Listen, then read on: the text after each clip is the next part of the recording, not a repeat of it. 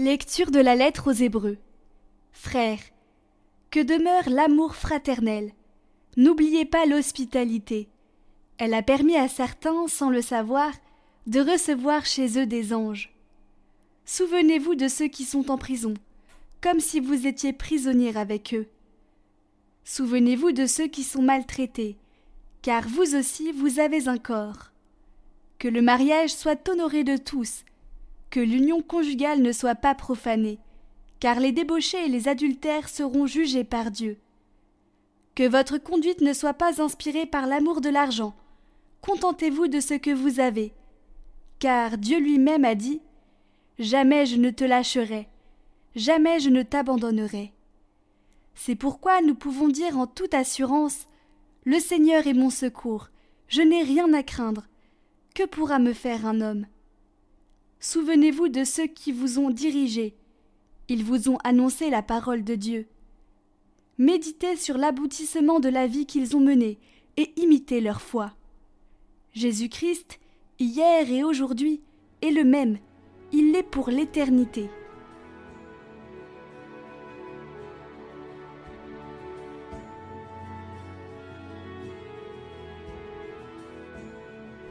Le Seigneur est ma lumière et mon salut. Le Seigneur est ma lumière et mon salut. De qui aurais-je crainte? Le Seigneur est le rempart de ma vie.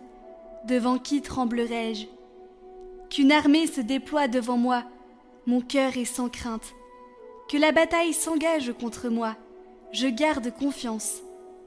Oui, il me réserve un lieu sûr, au jour de malheur. Il me cache au plus secret de sa tente. Il m'élève sur le roc.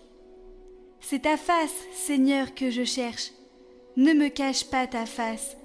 N'écarte pas ton serviteur avec colère. Tu restes mon secours.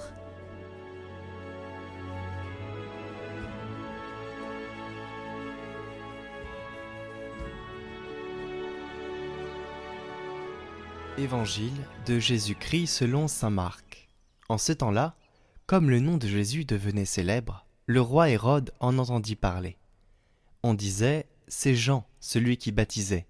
Il est ressuscité d'entre les morts et voilà pourquoi des miracles se réalisent par lui. » Certains disaient « C'est le prophète Élie. » D'autres disaient encore « C'est un prophète comme ceux de jadis. » Hérode entendait ces propos et disait « Celui que j'ai fait décapiter, Jean, le voilà ressuscité. » Car c'était lui, Hérode, qui avait donné l'ordre d'arrêter Jean et de l'enchaîner dans la prison. À cause d'Hérodiade, la femme de son frère Philippe, que lui-même avait prise pour épouse. En effet, Jean lui disait « Tu n'as pas le droit de prendre la femme de ton frère. » Hérodiade en voulait donc à Jean, et elle cherchait à le faire mourir. Mais elle n'y arrivait pas, parce que Hérode avait peur de Jean. Il savait que c'était un homme juste et saint, et il le protégeait. Quand il avait entendu, il était très embarrassé. Cependant, il écoutait avec plaisir. Or, une occasion favorable se présenta quand, le jour de son anniversaire, Hérode fit un dîner pour ses dignitaires, pour les chefs de l'armée et pour les notables de la Galilée.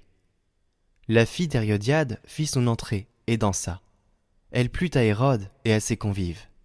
Le roi dit à la jeune fille « Demande-moi ce que tu veux et je te le donnerai. » Et il lui fit ce serment. « Tout ce que tu me demanderas, je te le donnerai, même si c'est la moitié de mon royaume. » Elle sortit alors pour dire à sa mère « Qu'est-ce que je vais demander ?» Hérodiade répondit « La tête de Jean, celui qui baptise. » Aussitôt la jeune fille s'empressa de retourner auprès du roi et lui fit cette demande.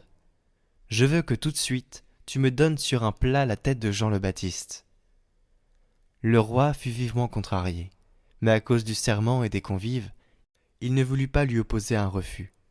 Aussitôt, il envoya un garde, avec l'ordre d'apporter la tête de Jean.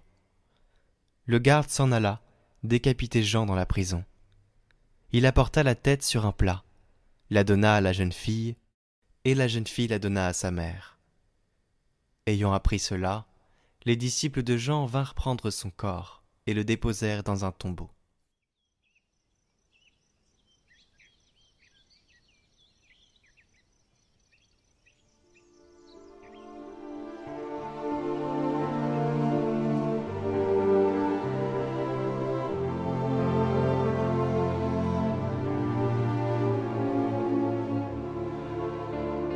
Je veux proposer de nouveau à tous, afin qu'il ne soit jamais oublié, le grand signe d'espérance constitué par les nombreux témoins de la foi chrétienne qui ont vécu au XXe siècle, à l'Est comme à l'Ouest. Ils ont su vivre l'Évangile dans des situations d'hostilité et de persécution, souvent jusqu'à l'épreuve finale de l'effusion du sang. Ces témoins, en particulier ceux qui ont affronté l'épreuve du martyre, sont un signe éloquent et grandiose qu'il nous est demandé de contempler et d'imiter.